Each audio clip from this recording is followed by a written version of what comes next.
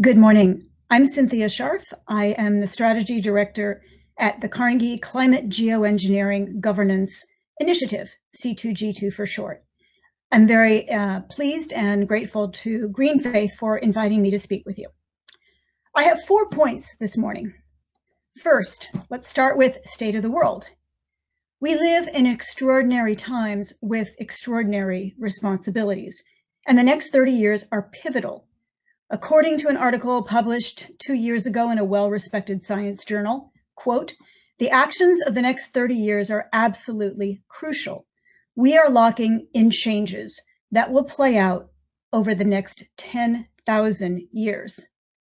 These next few decades offer a brief window of opportunity to minimize large-scale, potentially catastrophic climate change that will extend longer than the entire history of human civilization thus far." That statement just gives me chills. Every year that the gap grows between the international response to date and where we need to be according to IPCC, this fuels further interests in one or both types of geoengineering, either to buy us more time or potentially reduce climate impacts. But these technologies are not a substitute for job number one, which is, of course, cutting emissions radically urgently and decarbonizing our global economy. These technologies come with numerous serious risks. They've never been tried before at this scale. They potentially could offer benefits, but they are also largely ungoverned in any systematic, comprehensive way. So my second point, what does this mean to me as a believer? As a mother and an aspiring Christian, I grieve in my heart for what I see happening around us. We have neglected, indeed even refuted, the call to be good stewards of the creation. Instead, we are ushering in the 6th mass extinction and use nature for our own ends instead of respecting and following our responsibility to care for it. The Pope's encyclical, Laudato Si', is especially good on this point. We have also failed to show compassion and to love our neighbors as ourselves. We are failing the poor and the most vulnerable, those who are already suffering first and worst from climate change, and those for whom bear the least responsibility for causing it.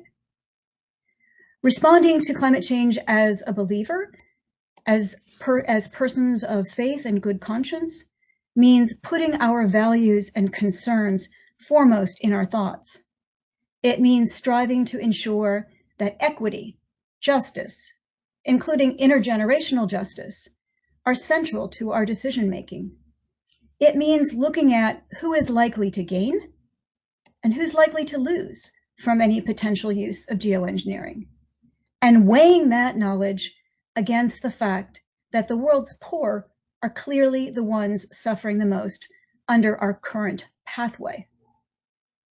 It also means taking into consideration all voices, all sectors of society, as we think about how to respond to the climate challenge. And that includes the faith community worldwide.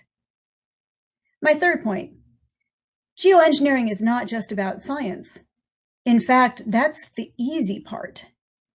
It is about the profound ethical dilemmas, the big questions that humanity has been pondering ever since we came on this earth. The role of humanity, its proper role in creation. Remember Icarus flying too high, close to the sun? Or Prometheus stealing fire from the gods? Who decides if society should ever use something like solar geoengineering? Do we have the right to do this? After all, geoengineering is about intentionally changing the climate system. Who would decide?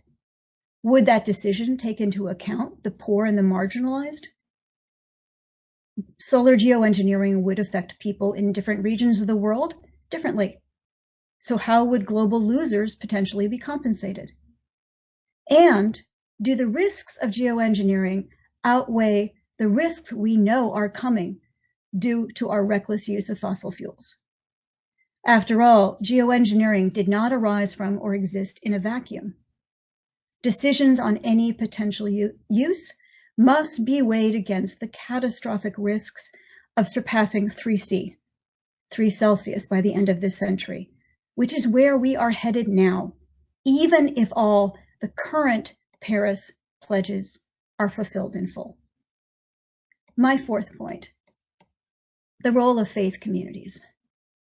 I said in the beginning that there is very little existing governance for geoengineering, no comprehensive, systematic, international framework with the guardrails that could help minimize risks and potentially policies that might incentivize those carbon removal technologies that have a social license to operate.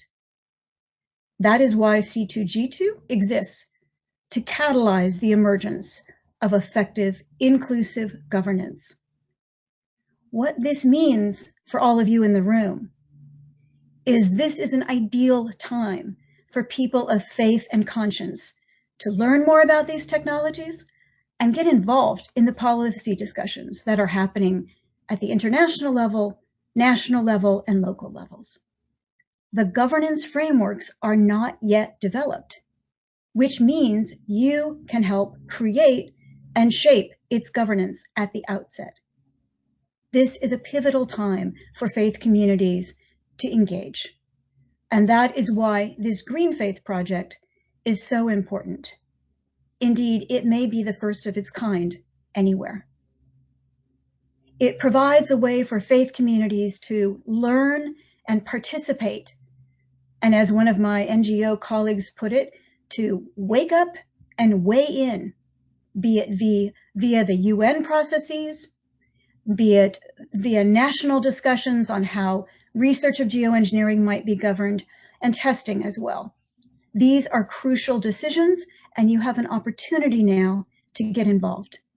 Faith communities can assume their historic role as leaders of social change movements that have had a profound impact on humanity, from civil rights and anti-apartheid to the AIDS movement, climate change, and now geoengineering. I encourage you to wake up and weigh in. Your voices, your values, your questions can help shape how geoengineering is governed for decades to come. The stakes truly could not be higher. One final comment, a personal comment. People often ask me if I have hope working on these issues which are so consequential, so serious. And yes, they are scary. And yes, I am scared for our future. But my husband and I named our daughter Hope. So obviously it's a value, a belief that is important to me. But asking me if I have hope about climate change, to me, somehow feels like the wrong question. To me, it's more about courage to do what we believe is the right thing, to persevere. And it's about faith.